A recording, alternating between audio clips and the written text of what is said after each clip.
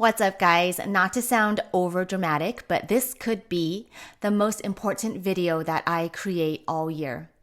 And this could be the most important video that you watch all year. Here's why. I get to work with a bunch of amazing students who are actively growing in Christian leadership. They are learning how to lead themselves first so that they can in turn lead others well for the glory of God.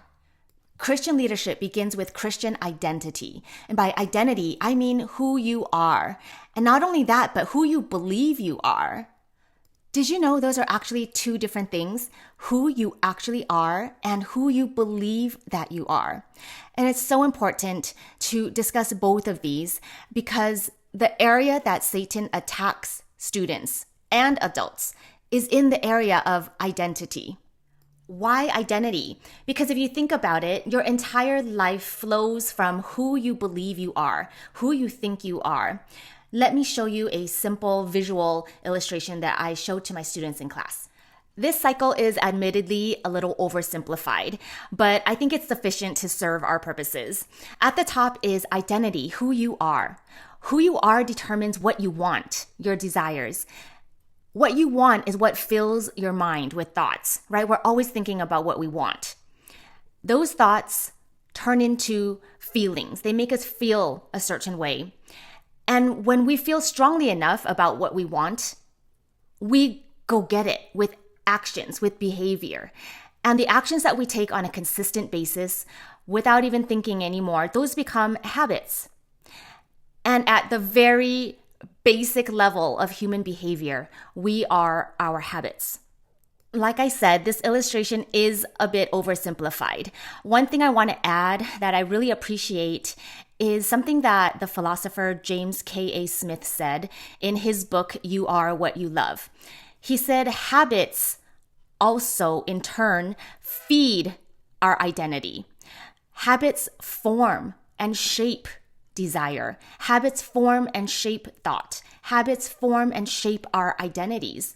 And that's why your parents may force you to go to church. Your parents may force you to go to school. They may force you to take piano lessons. They force you to do certain things because those actions do form who you are becoming. That's why when you're trying to build a new good habit, it's more effective not to focus on the habit itself, but to focus on the identity of the person who would perform that habit.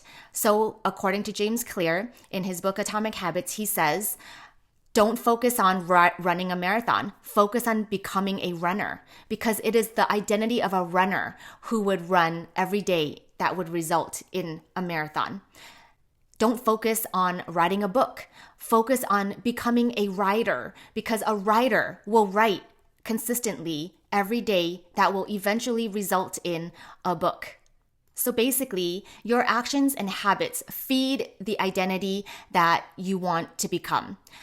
James Clear says every action you take is a vote for the kind of person that you want to become. In turn, who you are, your identity, also goes through the cycle of desires and thoughts and feelings to feed the actions that you actually take. So it works both ways.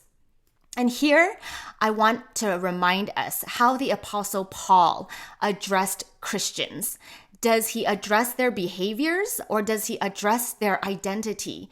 In the book of Corinthians, we remember that it was a messed up church full of immorality and sin. And how did the Apostle Paul address them in chapter 1? He calls them saints. Even though their actions, habits, behaviors were not saintly, Paul addresses them as saints, as Christians, to remind them of their true identity, even though their actions and behaviors were hypocritical and contradicting that identity. So Satan attacks us in the area of identity because if he can get us there at the root, that ignites the whole unhealthy cycle of producing the wrong thoughts, which leads to wrong feelings, which leads to wrong actions. And that whole vicious cycle just feeds itself every day. And what I want to spend the rest of this video presenting is how Satan attacks us in the area of identity. But before we get there, just remember, ask yourself, what actually happened when I became a Christian? It was essentially an identity change, right? 2 Corinthians 5:17 says, "Therefore, if anyone is in Christ, the old has passed, the new has come. He is a new creation in Christ." Okay, so how does Satan actually attack us in the area of our identity?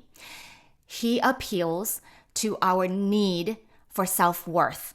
He appeals to our need for a sense of significance and personal value as a person. And the rest of these ideas are inspired by this book, The Search for Significance by Robert McGee. And this is the book that my students in my leadership class is going through together this school year. So let me read an excerpt from The Search for Significance, and you tell me if you agree with it. McGee says, "We find ourselves searching to satisfy some inner, unexplained yearning. Our hunger causes us to search for people who will love us. Our desire for acceptance pressures us to perform for the praise of others. We strive for success, driving our minds and our bodies harder and farther, hoping that because of our sweat and sacrifice, others will appreciate us more. But the man or woman who lives only for the love and attention of others is never satisfied, at least not for long. We will never find lasting, fulfilling peace if we have to continually prove ourselves to others. Our desire to be loved and accepted is a symptom of a deeper need, the need that often governs our behavior and is the primary source of our emotional pain. And that is our need for self-worth." Okay, I don't know about you, but I agree with this 100%. I relate to this search for love, for acceptance, for the praise of others, for appreciation, for success, for the attention of others, and peace. These are all symptoms of our need for significance and our need for a deep sense of self-worth and personal value. Self-worth is a person's internal core belief in their own value and importance that is worthy of love and acceptance, regardless of external circumstances. It might be helpful to compare and contrast the definition of self-worth with self-esteem. So self-esteem is how a person feels about himself or herself that's influenced by external circumstantial factors that can change. So while self-worth is a deep inner core belief about your worth and value as a person that is not contingent on anything you have done or not done, your performance, your self-esteem is dependent on external factors. So you have high self-esteem when you perform well, and you have low self-esteem when you perform poorly, right? You have high self-esteem when people love you, and you have lower self-esteem when people dislike you. So those definitions of self-worth and self-esteem are super helpful because all of us face our own self-worth and our own self-esteem every single day. How did we lose this sense of self-worth? What happened? Why are we on this search for significance? How do we not feel significant anymore? It can be traced back to Eden. When Adam and Eve rebelled against God by eating the forbidden fruit, they lost that intimate, secure, close relationship with God. That communion that they enjoyed in Eden when they walked with God in the garden every day, that was broken as a result of their sin. Christians believe that Adam and Eve represented us in the garden. And so we are born in the line of Adam and Eve. We are born with their original sin and their guilt. And in the line of Adam, we continue to rebel against God by not putting our sense of self-worth and security and significance in God. we are guilty of searching for our significance in all the wrong places, in our performance and in what other people think of us. And that is the formula for Satan's most successful lie that he tells to not just teens and students, but also to full-grown adults like me. So to prepare you for the next video where I will present 2 ways that we accidentally reject the self-worth that God has given to us, I want to just unpack a little bit about Satan's most successful lie to teens right now. And remember, that formula is that your self-worth is based on your performance, meaning your successes and failures, plus what people think of you, others' opinions of you. So write this down. It's really simple, but it's profound. Satan's lie is that you must earn your self-worth through your performance and through winning the approval of other people.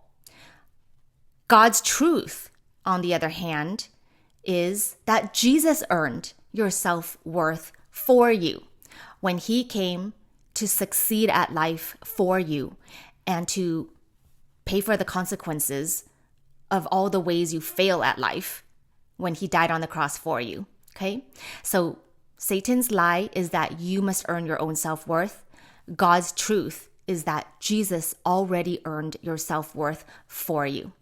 And on that good news, I want to thank you for joining me today. I hope you have heard something that totally transforms you and changes your life, because these are life-changing personal transformations here, these ideas. Nobody told these things to me when I was in middle school, high school, even in college. I didn't learn these things until I was well into my 20s. So you're blessed to hear this now so that you can apply these truths through middle school, through high school, through college, through career, and for the rest of your life. If you've found value in this video, please share it with a friend who needs it. Like and subscribe so you can get notified when the next video is posted. Thanks for joining me today. If you want to connect with me, please leave a comment. I would love to hear from you. Thanks, guys.